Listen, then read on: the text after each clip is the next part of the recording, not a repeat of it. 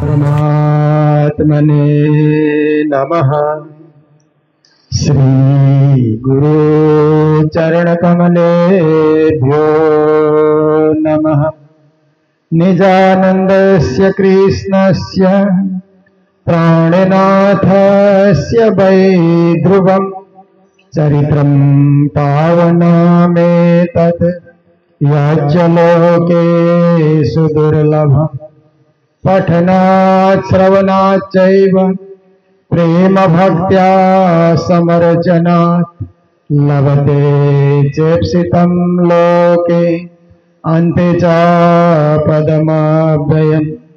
निजानंद निज नाम है श्री कृष्णा धनि धाम। श्यामा सुंदर साथ सब राखो हृदय धाम। मंगल कृष्ण प्रणाम है मंगल धर्म प्रकाश है। मंगल सुंदर साथ है मंगल धाम उजास है।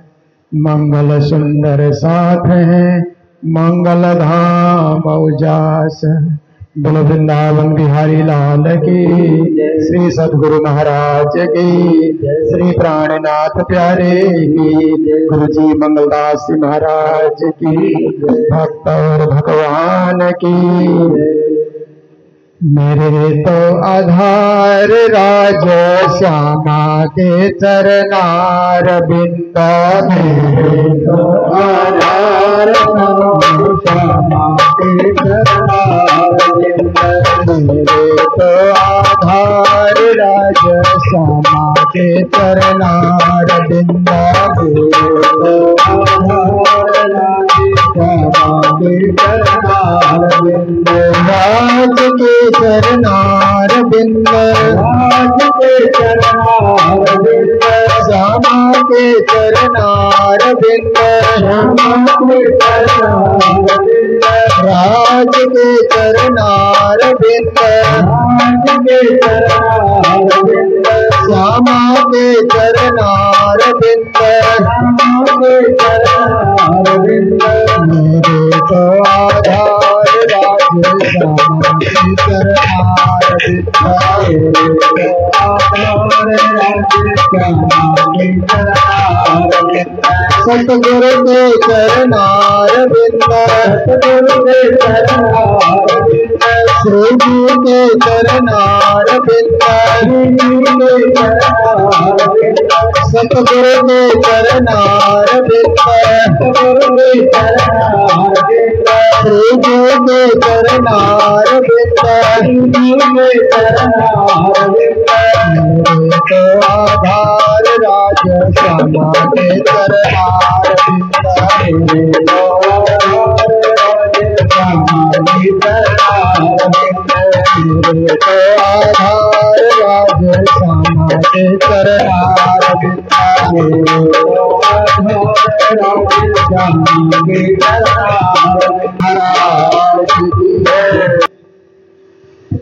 श्रीमद् भागवत भागीरथी ज्ञान प्रवाह को अनवरत रूप से देश विदेश में बहाने वाले ज्ञान भक्ति सेवा की प्रतिमूर्ति स्वामी श्री सदानंद जी महाराज, और जिन्होंने अभी जोशीला हिंदू धर्म हिंदू संस्कृति की रक्षा के संदर्भ में आपको संबोधन किया, स्वामी श्री श्यामानंद जी महाराज, हमारे युवक भागवत कथाकार ज्योति स्वरूप जी महाराज,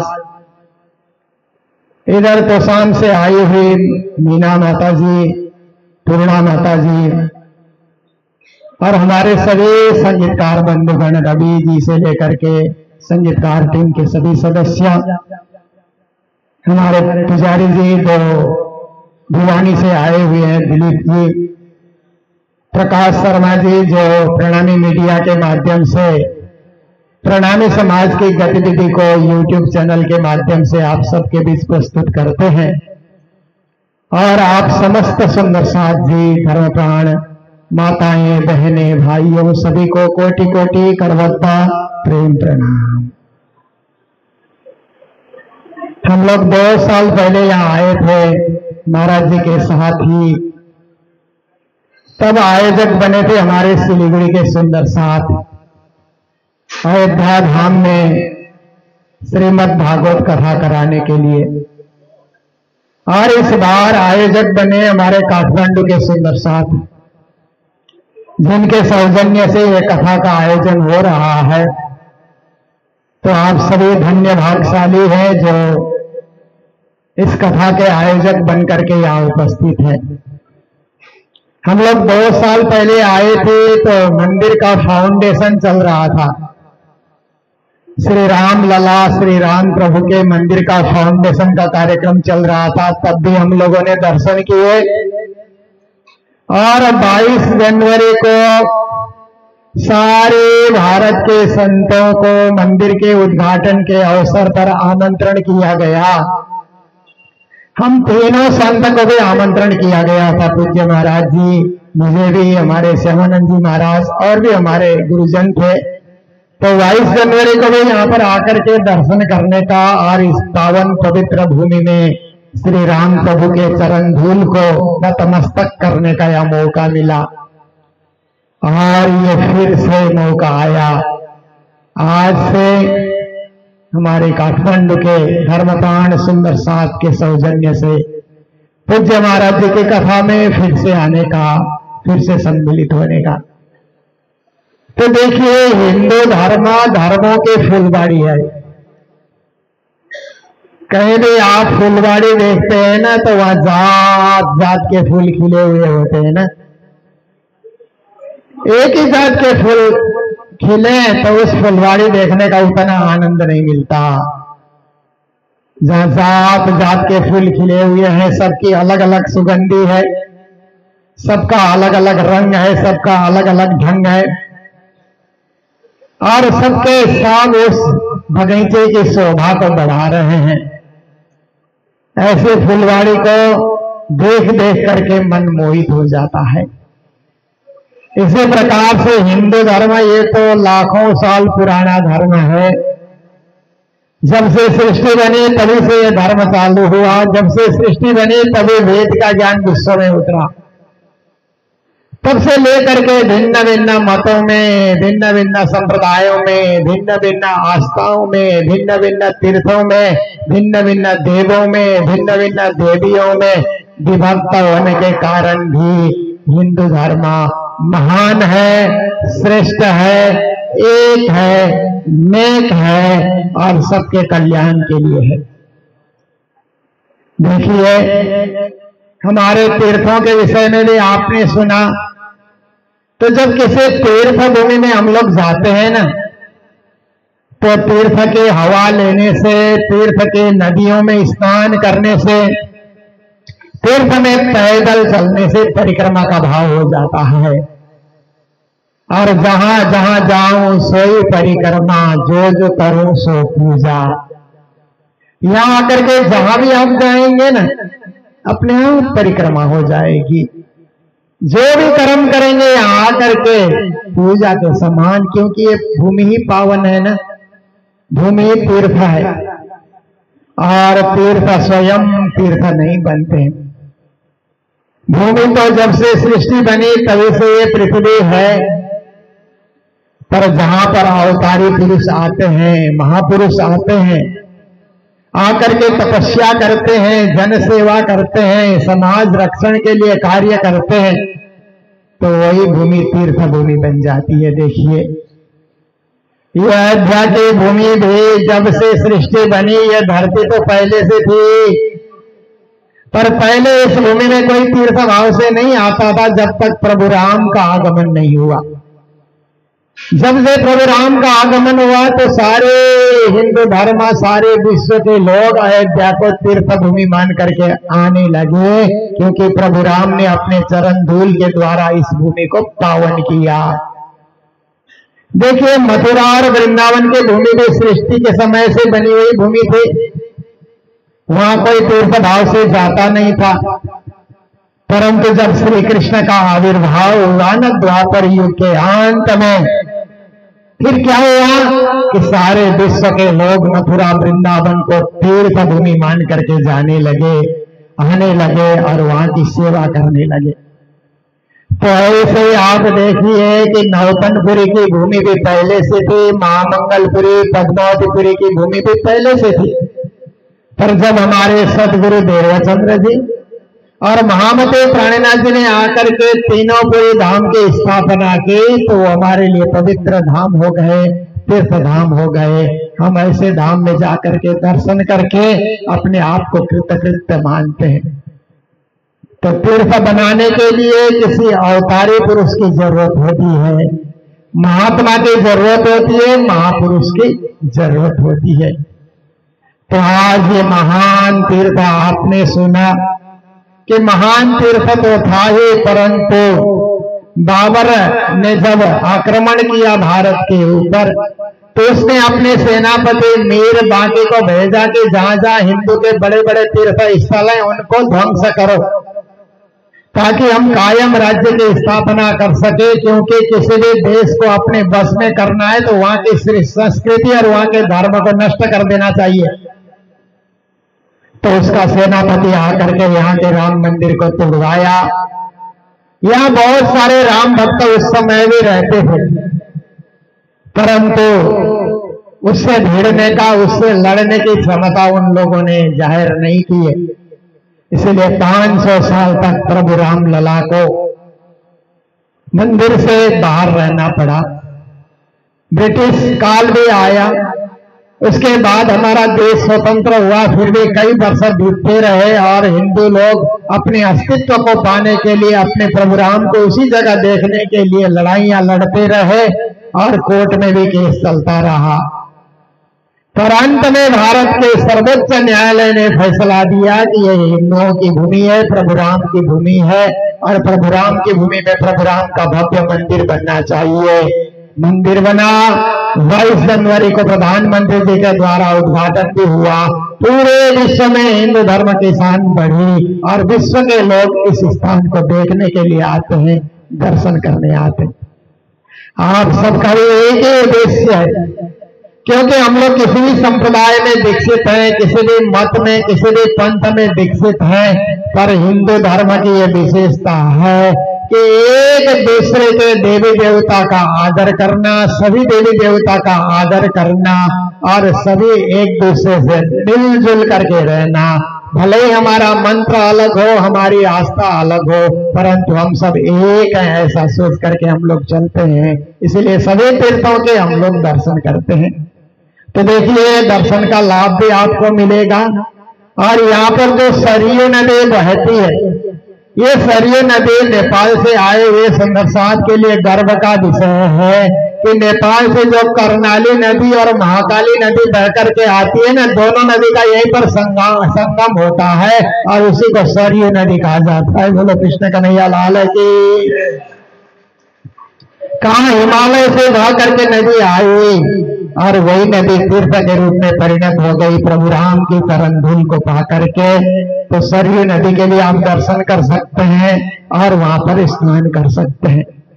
तो आइए, मेरा विषय है महामती प्राणनाथ जी की वाणी, तारतम वाणी। और संक्षेप में मैं 2 शब्द आज रखूंगा कि प्रभु राम की भूमि में हम लोग आए हुए हैं।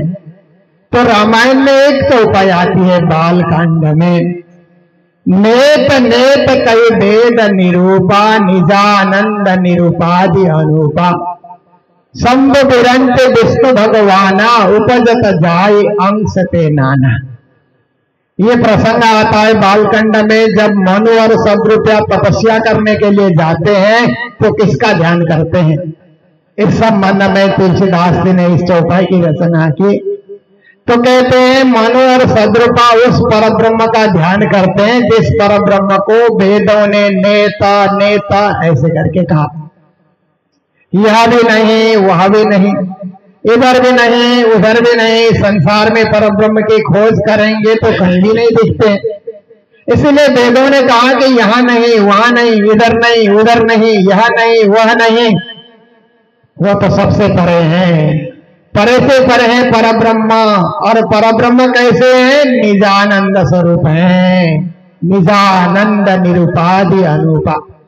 वो उपाधि रहित है, अनुपम है, दिव्य है, सच्चिदानंद है। उसी के आगे के चौपाई में सच्चिदानंद शब्द का भी प्रयोग किया है तुलसीदास जी ने।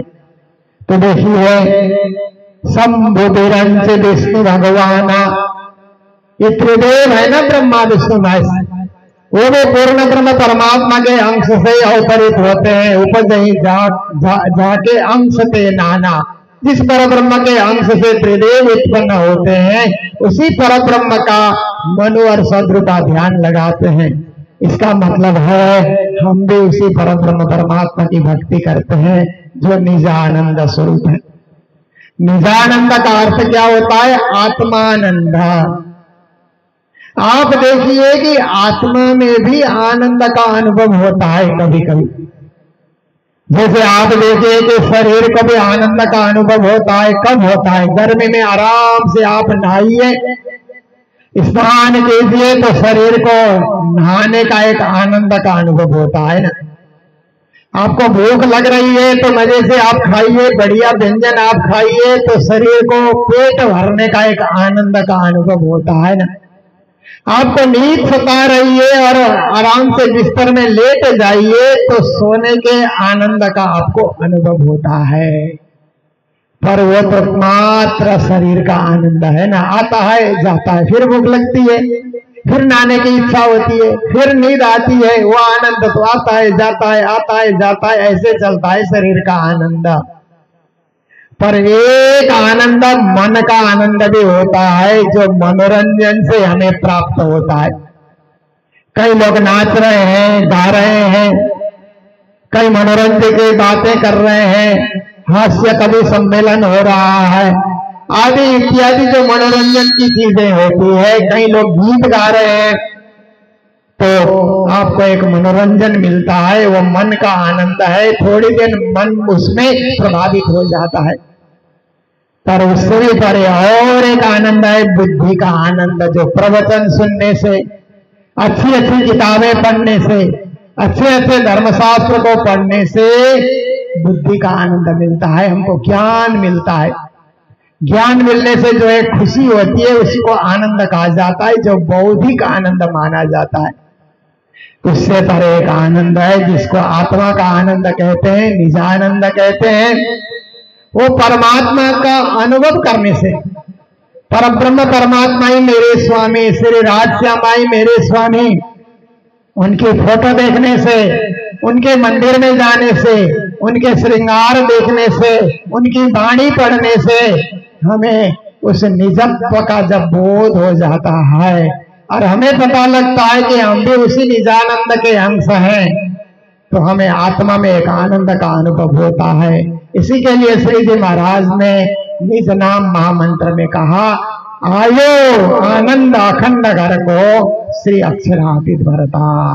निजानंद ऐसे आता है कि परमधाम से आनंद उतर करके आएगा निज नाम जपने का, और वो आनंद आता ही रहेगा, आता ही रहेगा, कभी सूखेगा नहीं वो आनंद।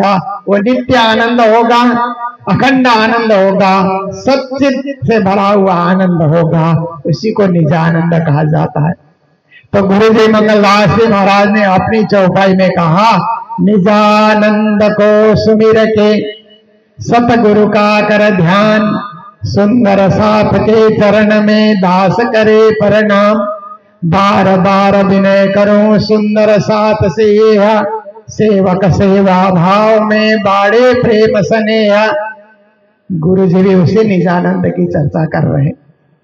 जब हम निजानंद का अनुभव करते हैं और सुमिरन करते हैं निज नाम का और सदगुरु का ध्यान करते हैं, सुंदर साथ के चरणों में प्रणाम करते हैं और बार बार विनय करते हैं अपने धनी से, अपने सुंदर साथ से कि हम आपके सेवक हैं, हम आपकी अंगना है, मेरे भावना को आप समझें, मेरी भक्ति को आप समझें, उसे आप स्वीकार करें।